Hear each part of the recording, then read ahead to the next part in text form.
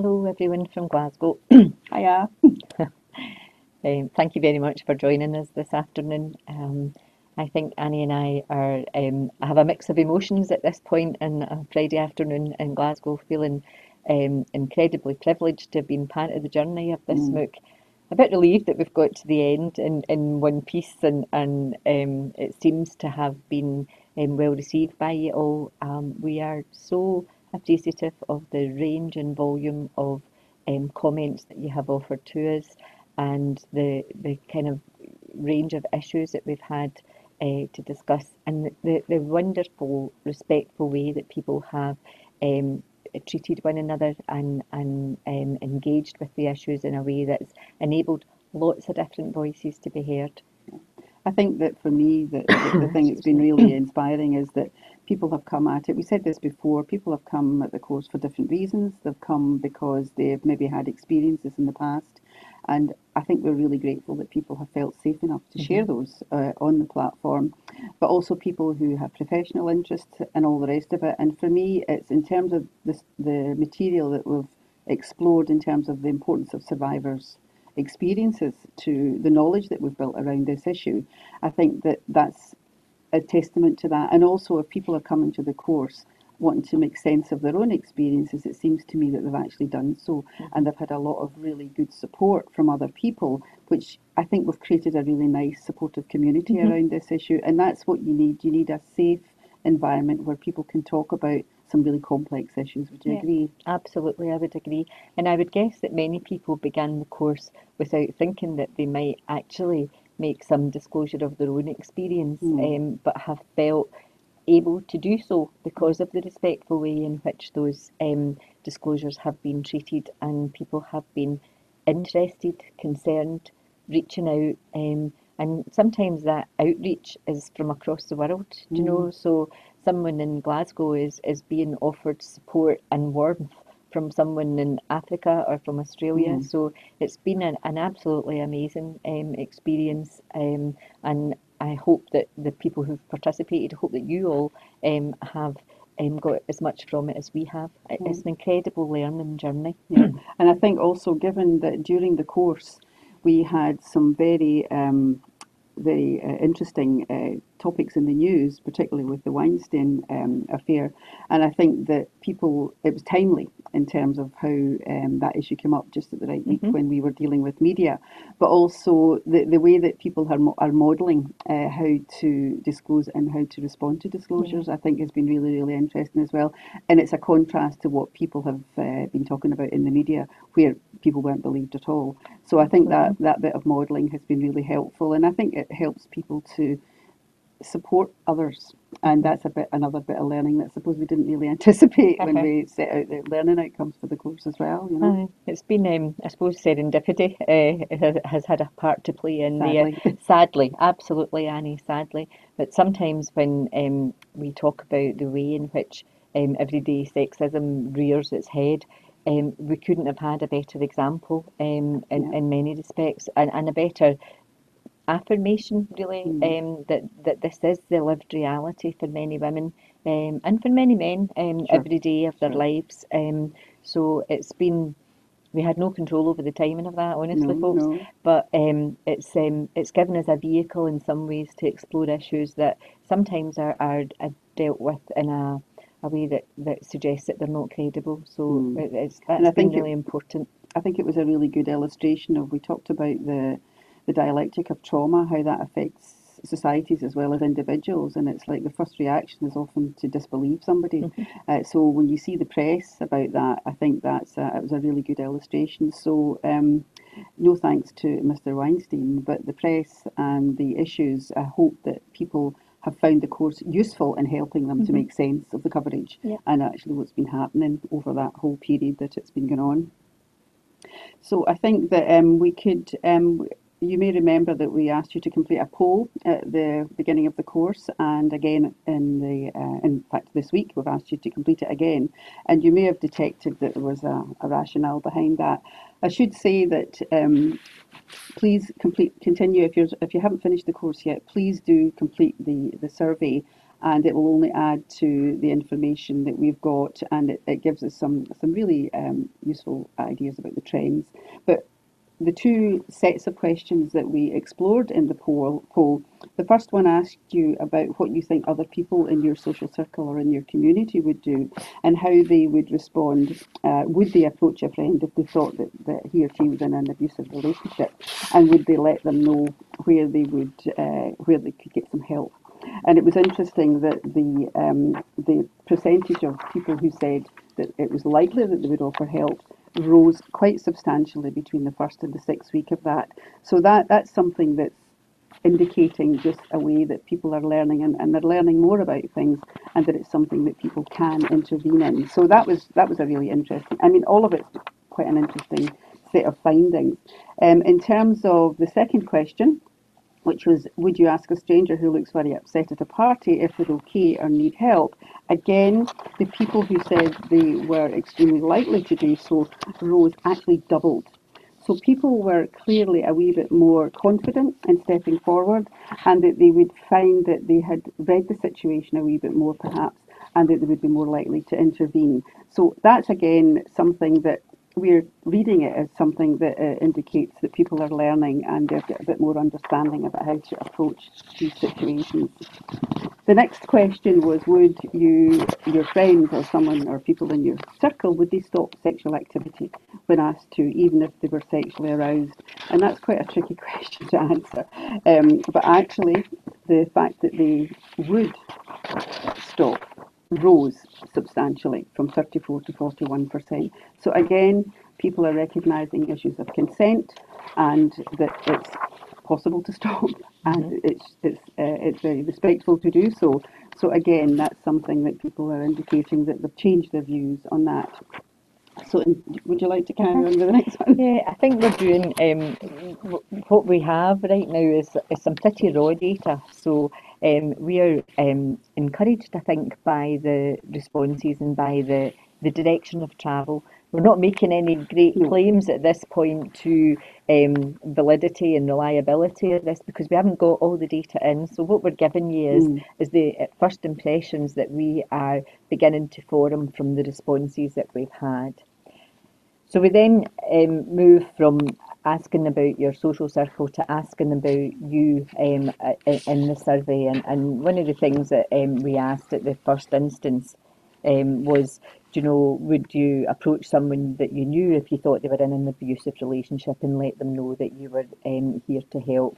And the outcome for that one was that nobody said no, that they wouldn't do that. And the percentage saying that they were extremely likely to do that to try to offer some help rose from 46 to 55%. So a significant increase.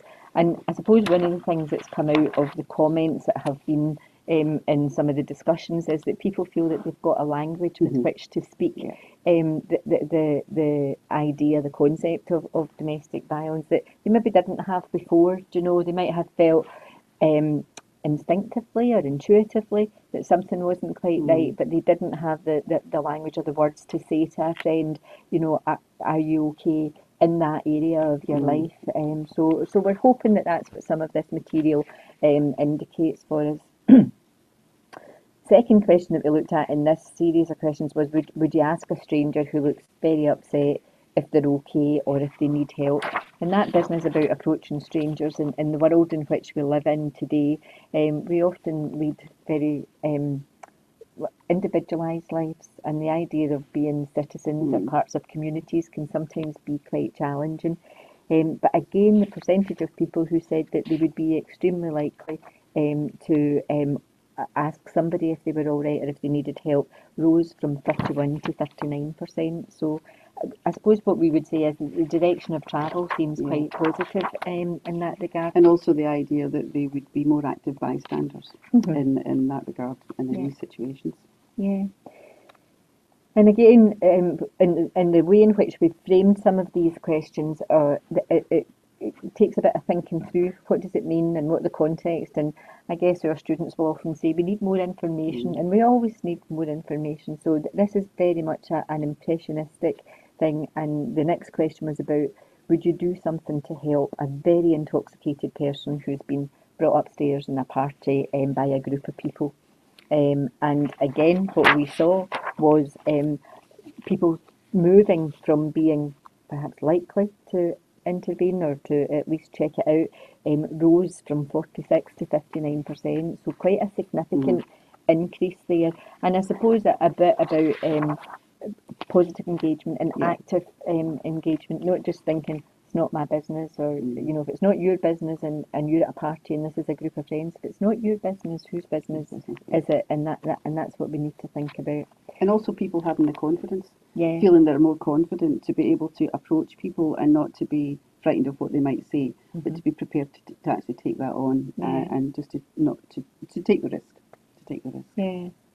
I suppose the next question kind of speaks a bit to the title of the MOOC in terms of the myths and realities, and it was that business about would you stop sexual activity when you're asked to, even if you are already sexually aroused. And Annie and I had an interesting conversation about our own socialisation and our own the myths and realities that abounded when we were growing up, and the myths that are sometimes used to excuse that when you get to a certain point of sexual activity that there is no stopping.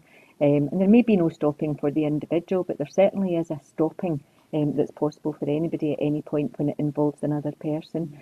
So that was really quite interesting, because we moved from a tiny bit of ambivalence in relation to that question to no ambivalence whatsoever, to people saying I am either likely or extremely likely to stop. So again, the direction of travel was a very heartening one, and maybe encourages us to look at what things are possible and impossible for us as human beings, and whether or not think something being impossible is a myth or a reality. So we challenge ourselves to think about those things as well.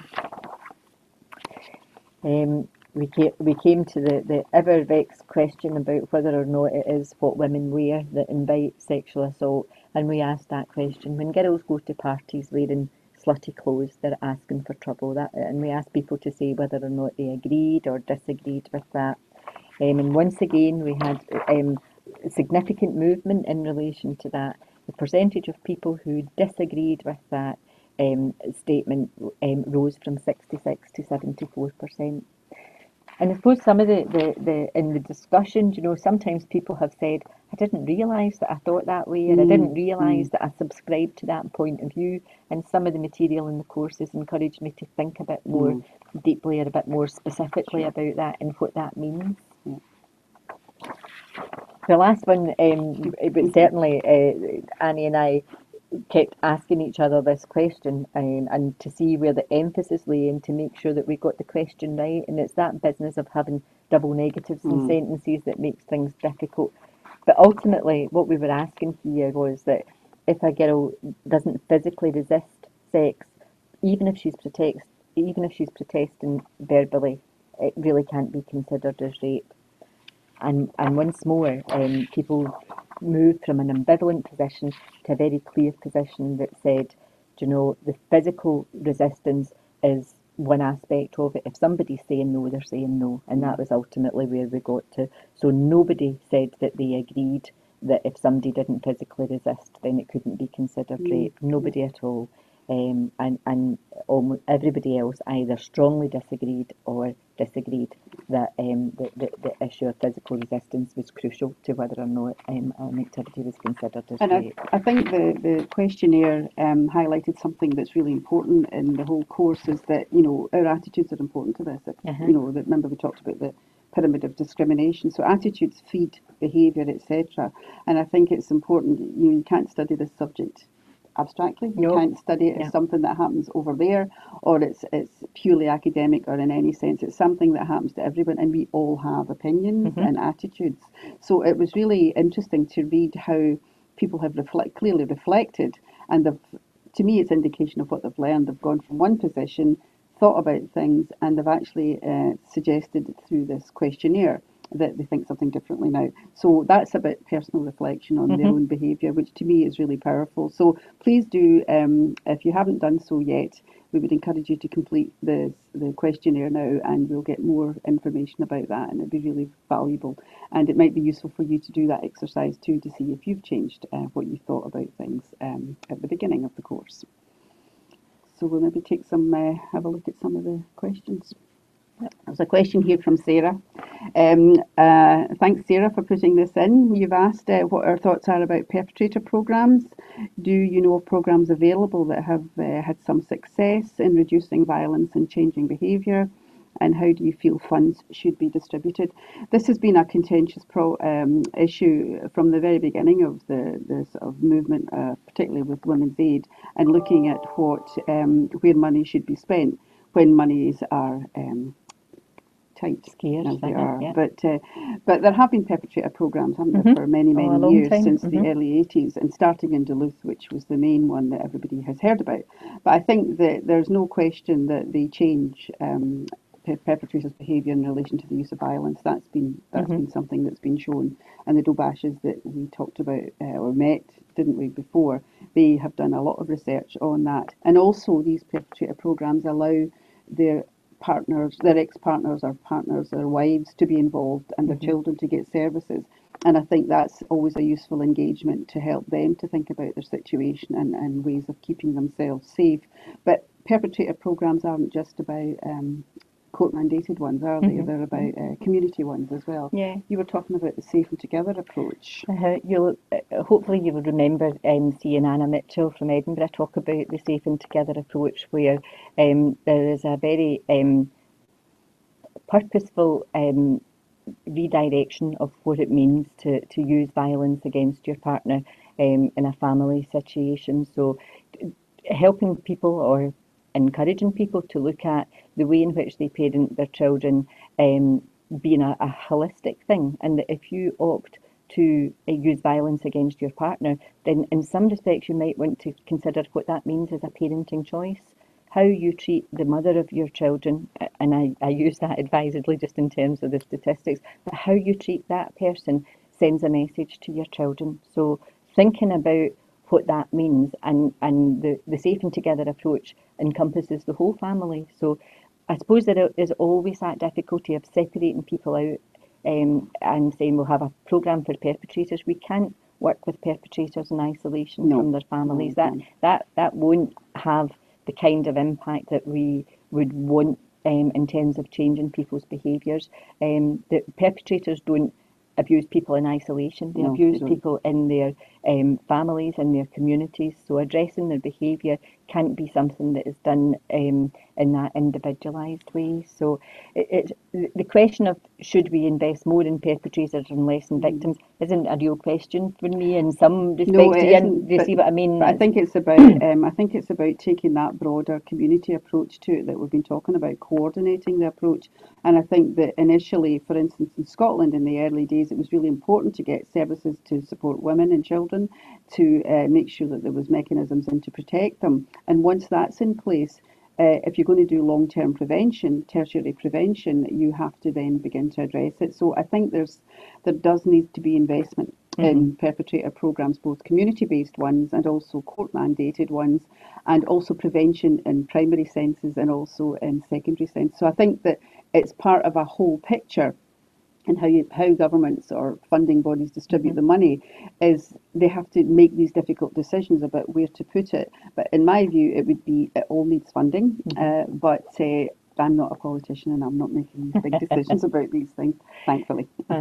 And I suppose if we think about where we begin and we think about early intervention, and lots of you have talked about the need for early intervention in schools, for example. So if we think about what we describe sometimes as peer pressure in schools or peer influences in schools, and if we were getting young men and young women to look at and reframe what's acceptable behaviour in intimate relationships, that's probably the best starting point, rather than trying to invest heavily at an end where people's behaviour patterns have become quite ingrained Ingrained. and entrenched. So I suppose rather than either or, we would look for both, and we Yes. would also look for programmes that encourage early intervention and reframing of intimate partner relationships.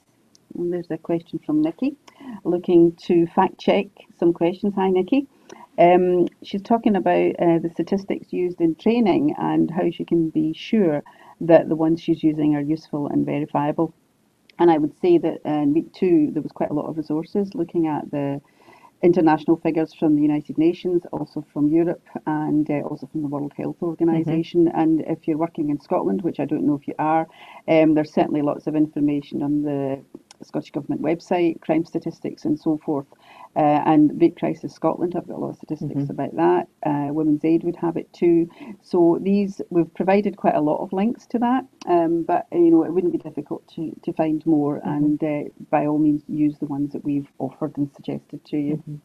Every country will have different ways of recording these things, and so you really need to kind of drill down to the local situation that you're thinking about, and see what the information is there. The broader statistics in the World Health Organization, and I know they make quite shocking reading, but they give you a context, and if that's what the world is like, then you're kind of then trying to drill down into your locality and see what you can find for there. Sure.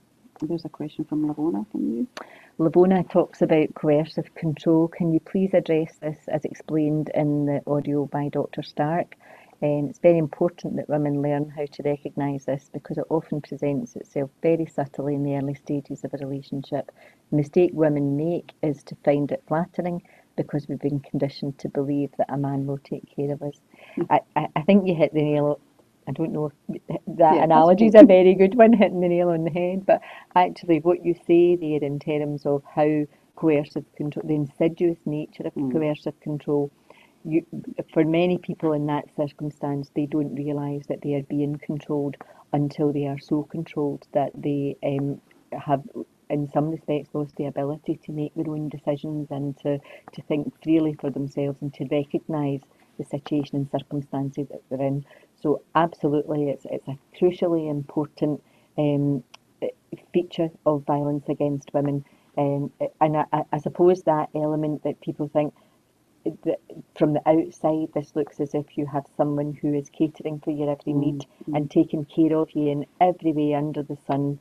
But when you realise that actually you don't have any control over money or any bank account or any choice about where your children go to school or any choices at all in your life, but because of the insidious nature of it, it creeps up in people, and it's not. And I suppose there's all that bit about not wanting to think the worst either. Do you know? I mean, that denial that we are often in any part of our lives, when we don't want to recognise an unpleasant factor dimension of our lives. So I'd recommend to anybody to go back and listen to what Evan Stark had to say again, and just revisit the concept of coercive control. It's a critically important one. I could just add, actually, I'd like to add that culturally, you know, a lot of what we know of coercive control now at the beginning looks like romantic behaviour. And if you think about how we have been brought up to think about romance and how faint heart never won fair lady in the European culture was that men used to pursue, and there's a lot of pop songs about pursuing, films, etc. But actually, this could be stalking behaviour. It could be coercive behaviour, and you know these images from the past of people being whisked away and kidnapped, and it's, you know, our cultures, Western cultures, is redolent with those kind of images. Yeah, but actually, we can maybe conflate romance with control, and I think that being able to identify that is very important, but it can be difficult if you're swept up at the early stages of a romance thing. Absolutely, and sometimes a measure might be the occasional romantic gesture compared with every minute of every day having every aspect of it. So it's kind of trying to think it through. Sure.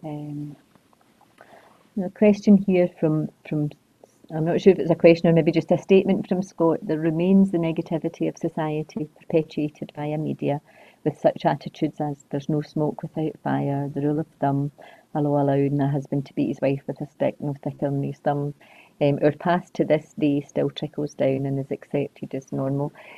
Well, in some respects, I agree, but just given that this course is actually able to happen, that people Mm, are freely able to participate across the globe, mm, that there is a vehicle, and there are many vehicles for people to express themselves and to own their experiences. And I think the Me Too campaign, I know people will have very different perspectives on it, but actually feeling that you're able to say, you know, this did happen to me and it's not acceptable. And I think that's really important. So I would hate to think that we are still in that place, or we're in a place where we feel that change is not possible, mm. because I think it is possible. And I suppose that's the message I would want people to go away with at the Mm, end of the course, is that there is hope. There yeah, is, you know, that the range of people that have been willing to join in this discussion sure. and to say we all have to look at Mm, ourselves, you know, and we have to look at the way we socialise our children.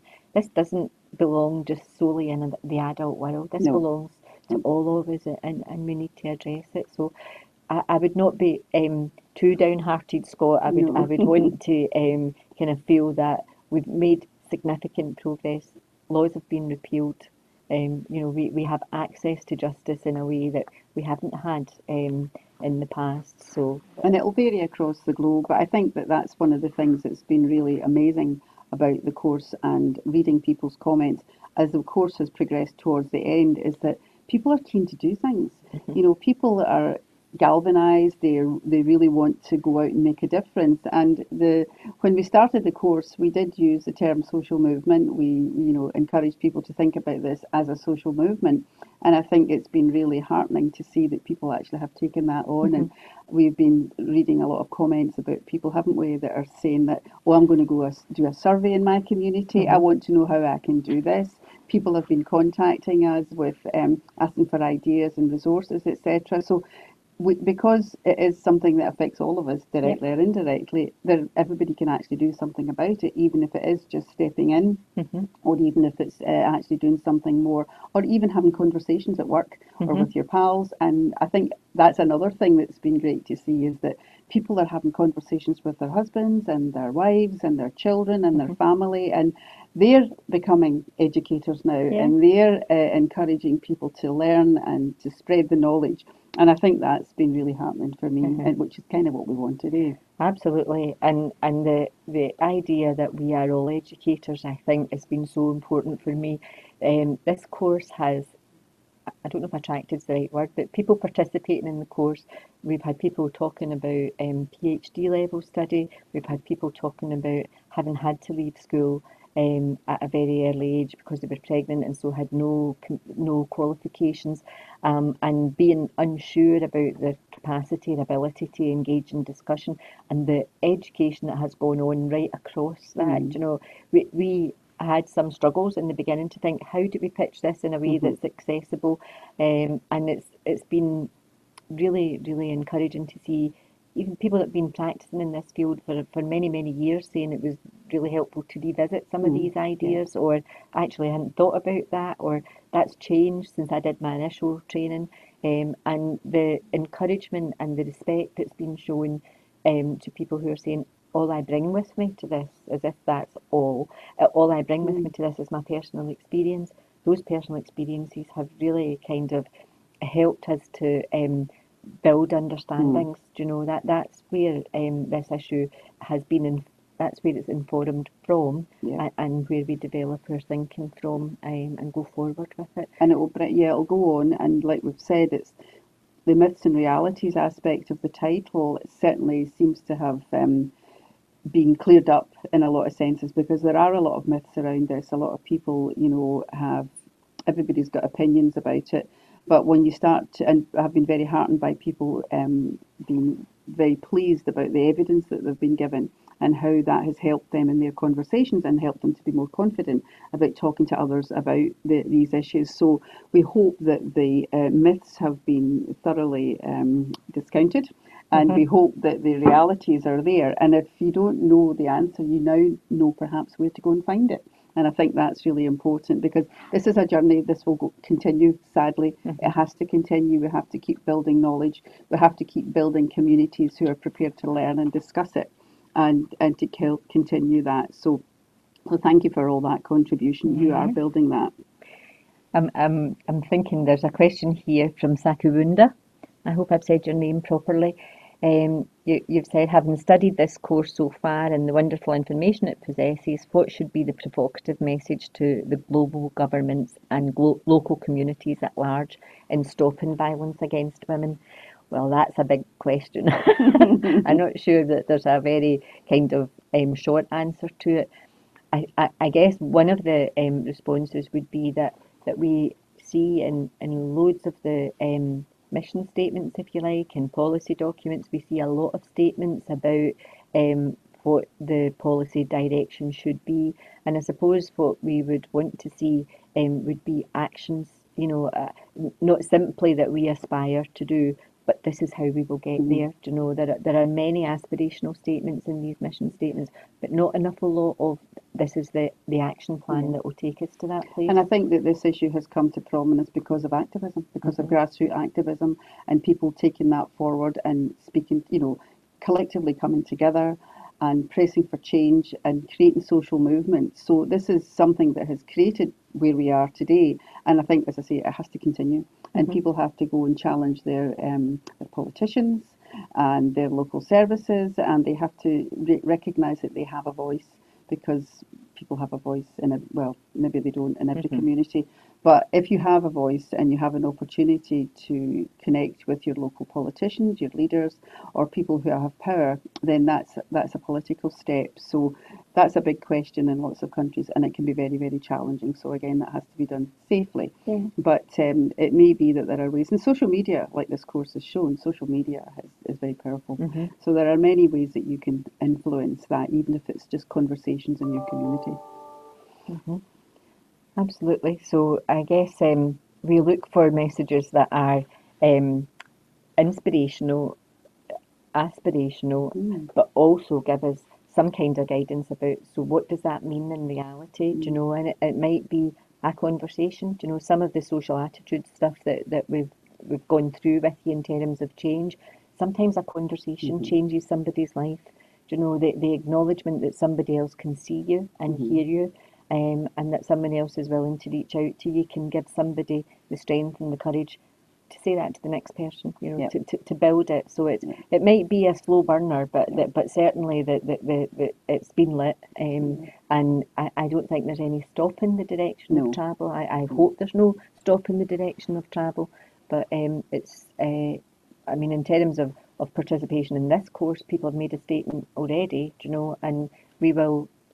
We think we have the impetus to run the course again, and we will try and do that early in the new year. So we will give you some details about that in the emails that we have to send out next week, which are the kind of concluding emails for the course. But if you think it's been useful, then tell your friends, tell people that mhm. you think might benefit from it, tell people that you think might need that language. Sorry, I think we've still got One more one question. more question. I'm trying to find where it is. My technological expertise. Let's see. Here we go. There we go. Countries claiming to be best at protecting women's rights is a sad truth which shows that the law is not really implemented on the abusers, and victims get stripped of their rights and thrown out.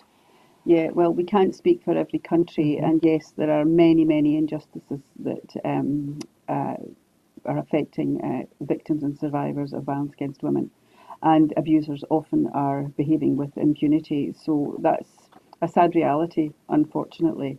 And we can't, we're not claiming to be able to change the world. But as we say, there is always something that an individual can do, even if it's a small conversation, even if it's just with your children, and start building that kind of a different conversation from what's gone before. So we hope that wherever you are, Wendella, that it's not that your situation isn't in your country isn't too desperate, but please be comforted from the fact that you're not alone, and there are people around the world Hmm. who agree with you that these things are unjust and that they should be changed. Hmm. I think, I think that's all the questions that we've got, Annie. yeah, It and seems to be. And we're Um, running out of time. yes, we are. We are immensely grateful for Mm, everybody's participation, yeah, for the contributions, large and small. Some people have been very regular contributors, and other people have made smaller contributions, hmm, but every single one of them is important to us, and we're really, really grateful to you for your participation, for the enthusiasm. And some people have said in their closing comments that they don't know if enjoyed is the right word to use about the course, and that's about the subject matter. But most people have said that they have felt enabled by it. You yeah, know, they have a indeed. language with which to speak that they didn't have before. So we really, really appreciate that. What will happen next, I think, is that you'll get an email asking you for your reflections on the course, your experience of that, and just encouraging you to complete any bits of the course that you haven't done. You might be at week 6 just now and you haven't quite finished week 1 or week 2, so please do go back and complete all the bits that you haven't done so that you get the Yeah, most and we'll that you still be possibly dipping in. can. We'll be dipping Uh-huh. in and looking at the comments and hopefully still contributing to the discussion. So I'd like to thank you personally, and I Hmm. think both of us would like Yes. to thank you for all your amazing contributions. And it's been a really rich and amazing experience, and very much a learning one for us too. So Hmm. thank you very much. So bye bye. Bye from Glasgow. Yeah, Bye bye. goodbye.